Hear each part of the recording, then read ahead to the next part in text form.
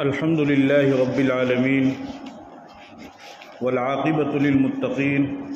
والصلاة والسلام على سيد الأنبياء والمرسلين محمد وآله وصحبه أجمعين ومن تبعهم بإحسان إلى يوم الدين. أعوذ بالله من الشيطان الرجيم. بسم الله الرحمن الرحيم. إنا نحن نزلنا الذكر وإنا له لحافظون. وقال النبي صلى الله تعالى عليه وسلم ما نحل والد ولدا من نحل أفضل من أدب حسن أو كما قال عليه الصلاة والسلام. میرے محترم بزرگوں اور دوستوں اور عزیز ساتھیوں، قرآن کریم کی سورۃ الحجر کی ایک آیت میں نے آپ حضرات کے سامنے تلاوت کی ہے. اس آیت کے اندر اللہ رب العزت نے اپنے ایک خاص مشن کو بیان فرمایا ہے، اپنے ایک خاص مضبوط نظام جو اللہ نے اپنا دنیا کے اندر چلایا اور تا قیامت تک چلائے گا، اس کو اللہ نے بیان فرمایا ہے. فرمایا انا نحن نزلنا الذکر وانا له لحافظون، کہ ہم نے ہی قرآن کریم کو نازل کیا اور ہم ہی اس کی حفاظت کرنے والے ہیں. ایک مسلمان ہونے کی حیثیت سے ہم سب مسلمانوں کا اس بات پر عقیدہ بھی ہے، ہمارا پختہ یقین بھی ہے، ہمارا کامل ایمان بھی ہے کہ جس چیز کی حفاظت کی ذمہ داری اللہ پاک لیتے ہیں تو ساری کائنات مل کر کے بھی اس چیز کو نقصان نہیں پہنچا سکتی ہے. آپ جب تاریخ کا مطالعہ کریں گے تو آپ جب اتہاس کو پڑھیں گے تو آپ کو اندازہ ہوگا کہ جس چیز کی حفاظت کی ذمہ داری اللہ پاک نے لی تو ساری کائنات، ساری قوم اور تمام لوگوں نے مل کر کے بھی اس چیز کو نقصان پہنچا نہیں پائے اور کسی طرح کی کوئی کمی اس چیز کے اندر نہیں کر پائی. حضرت نوح علیہ السلام کی تازہ مثال آپ کے سامنے ہے. پوری قوم آپ کی دشمن ہے، آپ لوگوں کو توحید کی اور کلمے کی دعوت دیتے ہیں اور آپ کو ختم کرنا چاہتے ہیں، آپ کو مٹانا چاہتے ہیں، لیکن اللہ نے آپ کو بچانے کا فیصلہ فرمایا تو آپ محفوظ رہے. حضرت ابراہیم علیہ السلام کی مثال آپ کے سامنے ہے کہ جب انہوں نے نمرود کو اور اپنی قوم کو کلمے کی اور توحید کی دعوت دی تو ساری قوم اور خود ان کے ماں باپ دشمن ہو گئے. وقت کا بادشاہ نمرود ان کا سخت مخالف ہوا اور انہوں نے آپس میں مشورہ کیا، حرقوہ وانصروا آلہتکم ان کنتم فاعلین، کہ اگر تم اپنے معبودوں کی مدد کرنا چاہتے ہو، ان کو خوش کرنا چاہتے ہو تو اس کا یہی طریقہ ہے کہ ابراہیم کو آگ میں ڈال دو. انہوں نے ابراہیم علیہ السلام کو آگ میں ڈالا. قوم نے اور وقت کے بادشاہ نے پیغمبر کو مل کر کے ختم کرنے کا فیصلہ فرمایا، لیکن اللہ رب العزت نے وقت کے پیغمبر ابراہیم علیہ السلام کو بچانے کا فیصلہ فرمایا تو ابراہیم علیہ السلام محفوظ رہے. حضرت یونس علیہ السلام مچھلی کے پیٹ میں گئے، 40 دن تک مچھلی کے پیٹ کے اندر رہے، جہاں پر نہ کھانے کا انتظام، نہ پینے کا انتظام، نہ ہوا کا انتظام، لیکن اس کے باوجود بھی اللہ رب العزت نے مچھلی کو فرمایا کہ یہ میری امانت ہے، تیرا لقمہ نہیں ہے، اس کو محفوظ رکھنا. تو مچھلی کے پیٹ میں بھی حضرت یونس علیہ السلام بغیر کھائے پیے اور بغیر ہوا کے 40 دن تک محفوظ رہے. اللہ رب العزت جس چیز کو بچانے کا فیصلہ فرماتے ہیں تو یقینی طور پر وہ چیز محفوظ رہتی ہے. اور آگے آپ اور بھی آگے چلے جائیے، پیغمبر کے واقعات کو پڑھیے. خود ہمارے پیغمبر داعی مرسل جناب محمد الرسول اللہ صلی اللہ علیہ وسلم کو بھی کفار مکہ نے طرح طرح کی اذیتیں دی، تکلیفیں دی، آپ کو بھی قتل کرنے کا منصوبہ بنایا اور آپ کو بھی ختم کرنے کا منصوبہ بنایا، لیکن اللہ نے آپ کو محفوظ رکھنے کا فیصلہ فرمایا تو آپ محفوظ رہے. تو تاریخ کا جب آپ مطالعہ کریں گے تو آپ کو اندازہ ہوگا کہ اللہ رب العزت نے جس چیز کو محفوظ رکھنے کا، بچانے کا فیصلہ فرمایا تو اللہ تعالیٰ نے اس چیز کو محفوظ رکھا اور کائنات کی ساری چیزیں مل کر کے بھی اس کو نقصان نہیں پہنچا سکی. اب میں جو اگلی بات آپ کو سمجھانا چاہتا ہوں وہ یہ کہ قرآن کریم میں اللہ رب العزت نے فرمایا انا نحن نزلنا الذکر وانا له لحافظون، کہ ہم نے ہی قرآن کریم کو نازل کیا اور ہم ہی اس کی حفاظت کرنے والے ہیں. تو اللہ رب العزت نے اپنے کلام پاک کی حفاظت کا وعدہ فرمایا ہے تو یہ بات تو یقینی طور پر سچ ہو گئی اور 100% یقینی طور پر صحیح ہے کہ جب اللہ رب العزت نے اپنی پاکیزہ کلام اپنی پاکیزہ کتاب قرآن کریم کی حفاظت کا وعدہ کیا ہے تو تا قیامت قرآن کریم محفوظ رہے گا، چاہے ساری دنیا اس کی مخالف کیوں نہ ہو جائے۔ دشمنان اسلام، دشمنان قرآن وہ اپنی کتنی ہی طاقت اور قوت کیوں نہ صرف کر لے اور اپنی کتنی ہی ناپاک سازشیں اور پلاننگ کیوں نہ کر لے، لیکن چونکہ اللہ نے قرآن کی حفاظت کا وعدہ کیا ہے تو اللہ تا قیامت اس قرآن کی حفاظت کرتا رہے گا اور تا قیامت یہ قرآن محفوظ رہے گا۔ لیکن اب سوال یہ پیدا ہوتا ہے کہ اس قرآن کی حفاظت اللہ پاک کس طریقے سے فرمائیں گے؟ کیا اللہ پاک خود آسمان سے زمین پر آئیں گے، یا پھر فرشتوں کو اللہ پاک زمین پر اتاریں گے، یا زمین سے کوئی دوسری مخلوق نکل کر کے آئے گی، یا کوئی جنات آئے گا جو قرآن کی حفاظت فرمائیں گے؟ تو ان سب کا جواب ہے کہ نہیں، یعنی قرآن کی حفاظت کے لیے نہ اللہ آسمان سے آئے گا، نہ فرشتے آسمان سے آئیں گے، نہ جنات آئیں گے، نہ کوئی دوسری تیسری مخلوق آئے گی، بلکہ اللہ پاک ان انسانوں اور خاص طور پر مسلمانوں کے ذریعے سے ہی قرآن کریم کی حفاظت فرماتے رہیں گے۔ اور اس کا طریقہ کار کیا ہوگا؟ اس کا طریقہ یہ ہوگا کہ اللہ پاک باپ کے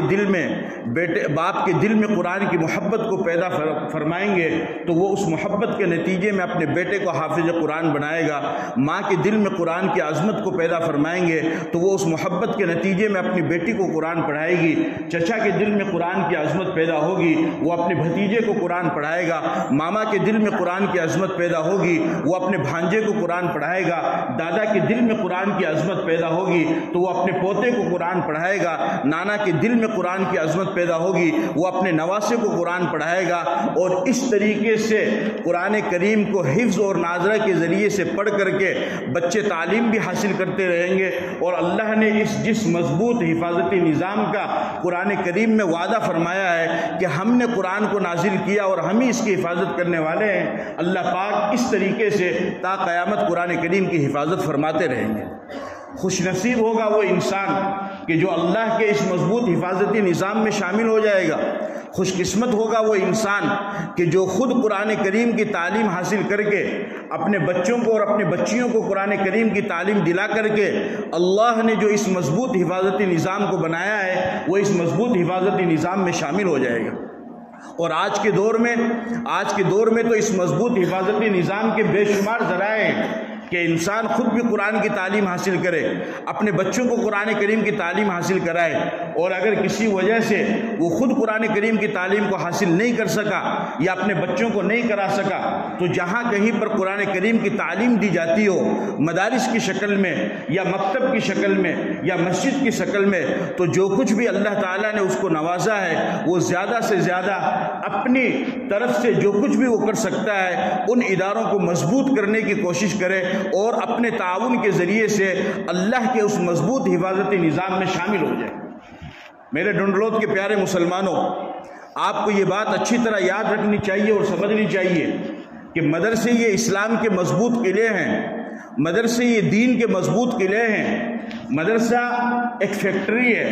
جس طریقے سے ایک فیکٹری ہوتی ہے اس میں مال تیار ہوتا ہے اور مال تیار ہو کر کے پھر وہ مارکیٹ میں آتا ہے اور وہ بکتا ہے۔ اگر خدا نہ خواستہ وہ فیکٹری بند ہو جائے یا اس کو آگ لگ جائے یا فیکٹری میں کسی طرح کا نقصان ہو جائے تو ظاہر سی بات ہے پھر اس فیکٹری میں نہ مال تیار ہوگا اور نہ وہ مال تیار ہو کر کے مارکیٹ میں آئے گا۔ اسی طریقے سے دین اور اسلام کے قلعے یہ مدرسے ہیں۔ خدا نہ خواستہ اگر ان مدرسوں کو نقصان پہنچ گیا اور اگر یہ مدرسے خدا نہ خواستہ ختم ہو گئے، اگر یہ مدرسے خدا نہ خواستہ نیست و نابود ہو گئے، تو مدرسے جو اسلام کے اور دین کے قلعے ہیں، فیکٹریاں ہیں، تو ان فیکٹریوں سے جو بن کر کے تیار ہوتے ہیں، جو نکل کر کے تیار ہوتے ہیں، ہم شاید ان تیار ہونے والے لوگوں سے بھی پھر محروم ہو جائیں گے۔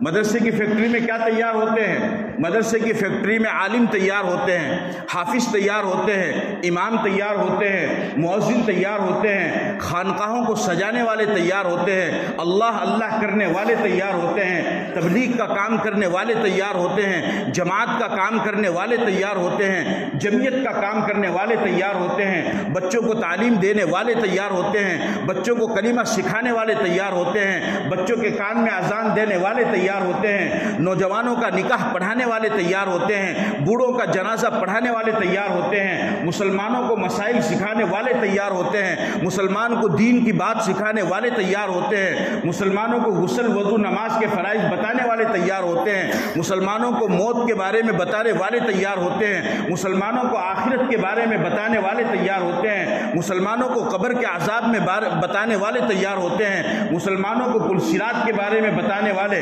مسلمانوں کو میدان محشر کے بارے میں بتانے والے، مسلمانوں کو دوزخ کے عذاب کے بارے میں بتانے والے، مسلمانوں کو جنت کے نعمتوں کے بارے میں بتانے والے، مسلمانوں کو اللہ کو راضی کرنے والے اعمال کے بارے میں بتانے والے، مسلمانوں کو اللہ کو ناراض کرنے والے اعمال کو بتانے کے بارے میں بتانے والے، مسلمانوں کو پیغمبر کے طریقہ کار میں 100% کامیابی کا یقین دلا کر اس پر عمل کرانے کے لیے تیار ہونے والے، مسلمانوں کو پیغمبر کے طریقے پر چلنے میں کامیابی کا یقین دلانے والے تیار ہوتے ہیں۔ مدرسے ہیں، ان مدرسوں میں یہ مدرسے دین کے قلعے ہیں، جب ہم ان قلعوں کو مضبوط کریں گے تو یہ ہمارا سارا کام چلتا رہے گا۔ اور یاد رکھو ڈنلوت کے مسلمانوں، اگر خدا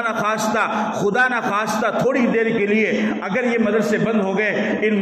مدرسے ختم ہو گئے، نیست و نابود رہے، زمین پر یہ باقی نہ رہے، تو یاد رکھو پھر ہمیں کوئی نماز پڑھانے والا نہیں ملے گا، ہمیں اذان دینے والا نہیں ملے گا، ہمارے بچوں کو تعلیم دلانے والا نہیں ملے گا، ہمارے بچوں کو کلمہ سکھانے والا نہیں ملے گا، ہمارے نوجوانوں کا نکاح پڑھانے والا نہیں ملے گا، ہمارے بوڑھوں کا جنازہ پڑھانے والا نہیں ملے گا، اللہ کا خوف دلوں میں اتارنے والا نہیں ملے گا، اللہ کی رحمت بتانے والا نہیں ملے گا، اللہ کا غضب بتانے والا نہیں ملے گا، پیغمبر کی پاکیزہ سنتوں کو بتانے والا نہیں ملے گا، فرائض واجبات سنت اور مستحبات کو بتانے والا نہیں ملے گا، قبر کے عذاب کو بتانے والا نہیں ملے گا، اللہ کو راضی کرنے والے اعمال کے بارے میں بتانے والا نہیں ملے گا، ناراض کرنے والے اعمال کے بارے میں بتانے والا نہیں ملے گا، حلال کے بارے میں بتانے والا نہیں ملے گا، حرام کے بارے میں بتانے والا نہیں ملے گا، فرض کے بارے میں بتانے والا نہیں ملے گا، مکروہ کے بارے میں بتانے والا نہیں ملے گا، واجبات کے بارے میں بتانے والا نہیں ملے گا، ناپسندیدہ اعمال کے بارے میں بتانے والا نہیں ملے گا، ہمیں کچھ بھی پتہ نہیں ہوگا۔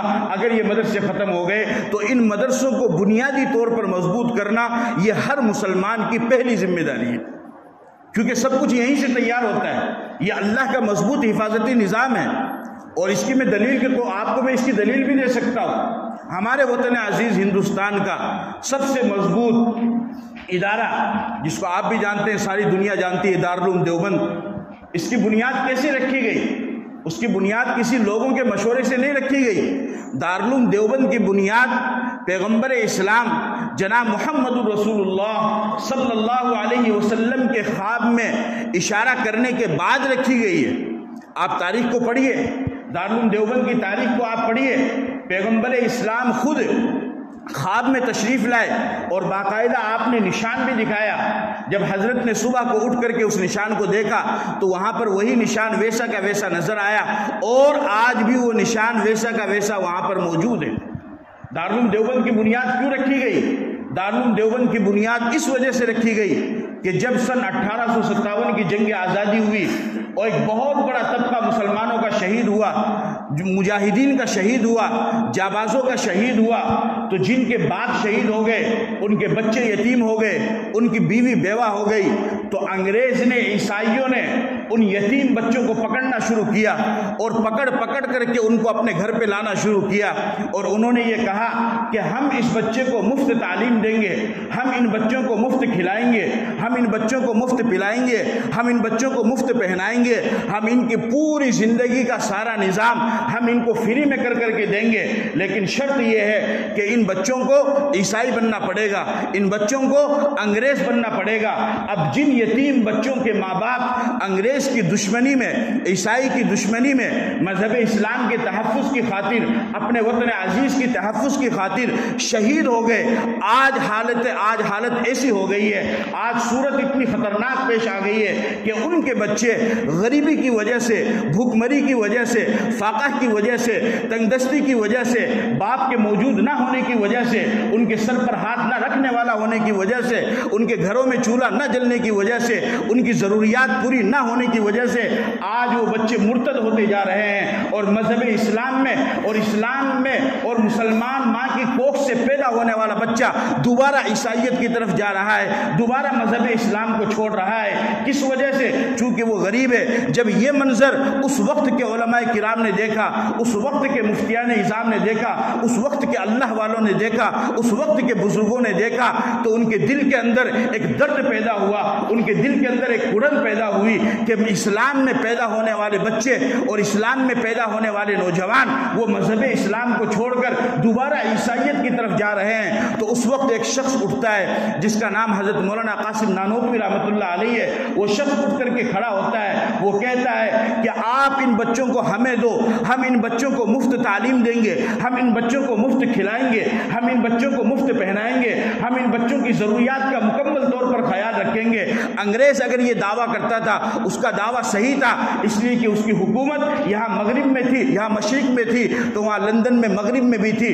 اس کے پاس پیسہ تھا، اس کے پاس دولت تھی، اس کے پاس طاقت تھی، اس کے پاس حکومت تھی، اس کے پاس تمام چیزیں موجود تھی، لیکن یہ تو بیچارے بوریا نشین تھے، خاک نشین تھے، یہ تو علماء تھے، یہ تو خود غریب تھے، یہ تو خود فقیر تھے، ان کے پاس تو پہننے کے لیے پورا لباس بھی نہیں تھا، ان کے پاس کھانے کے لیے تو خوراک بھی نہیں تھی، ان کے پاس تو ضروریات کو پوری کرنے کی چیزیں نہیں تھی۔ پھر انہوں نے کھڑے ہو کر کے کسی نے کہا کہ حضرت آپ یہ دعویٰ کیسے کر رہے ہیں؟ آپ تو اپنی ضرورت کو پورا نہیں کر پا رہے ہیں، قوم کے 100 200 500 1000 بچوں کو آپ کس طریقے سے سنبھالیں گے؟ آپ کس طریقے سے اس کو مفت تعلیم دیں گے؟ تو حضرت نے ارشاد فرمایا کہ جس طریقے سے ایک چرواہا ریوڑ کو چراتا ہے، بکریوں کو چراتا ہے اور پھر بکریوں کو آواز دیتا ہے تو وہ سارا کا سارا ریوڑ اس چرواہے کے پاس جمع ہو جاتا ہے۔ ہمارے پاس بے شک کچھ بھی نہیں ہے، لیکن ہم اپنی قوم کے لوگوں کے پاس میں جائیں گے، مسلم قوم کے مالداروں کے پاس میں جائیں گے، مسلم قوم کے دولت مندوں کے پاس میں جائیں گے، مسلم قوم کے امیروں کے پاس میں جائیں گے،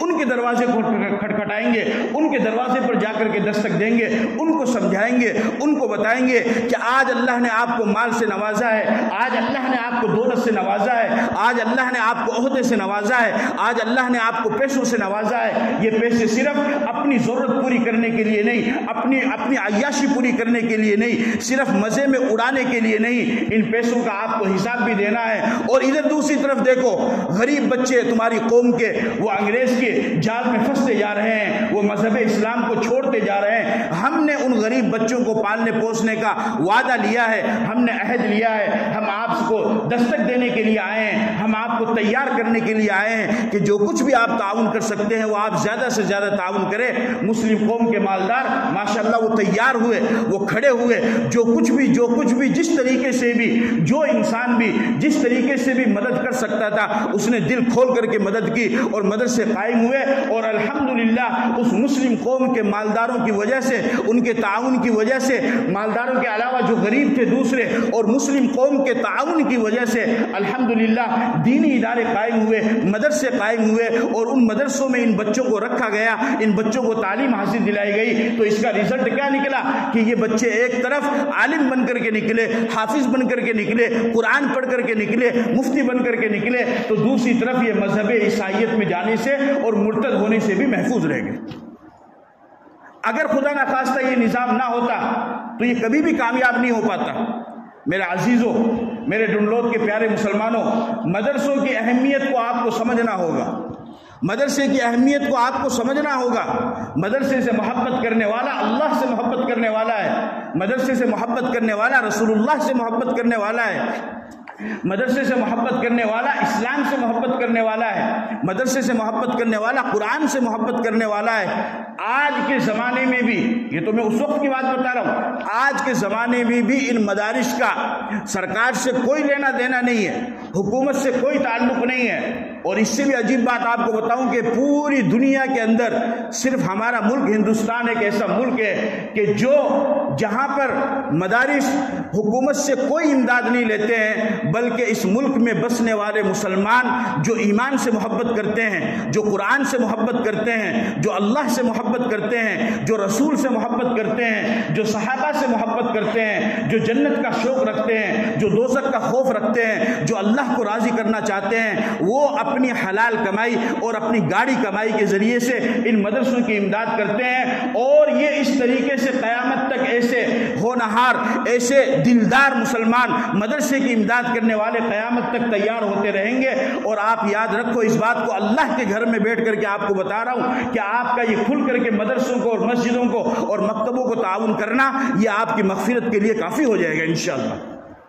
یہی کافی ہو جائے گا۔ ہمیں اس کی اہمیت کو سمجھنا ہے، ہمیں مکمل طور پر اس کی اہمیت کو سمجھنا ہے۔ اپنی زکوٰۃ کے ذریعے سے، اپنی صدقات کے ذریعے سے، اپنے خیرات کے ذریعے سے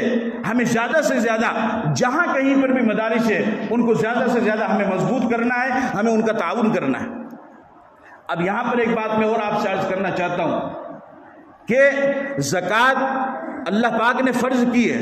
مسلمان کے اوپر۔ یاد رکھو نماز الگ فرض ہے، زکوٰۃ الگ فرض ہے اور روزہ الگ فرض ہے۔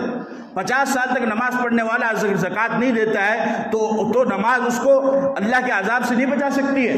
50 سال تک زکوٰۃ دینے والا اگر نماز نہیں پڑھتا ہے تو پھر زکوٰۃ اس کو اللہ کے عذاب سے نہیں بچا سکتی ہے۔ ہر ایک اپنا الگ الگ فرض ہے، سب فرضوں کو اپنے وقت پر ادا کرنا ضروری ہے۔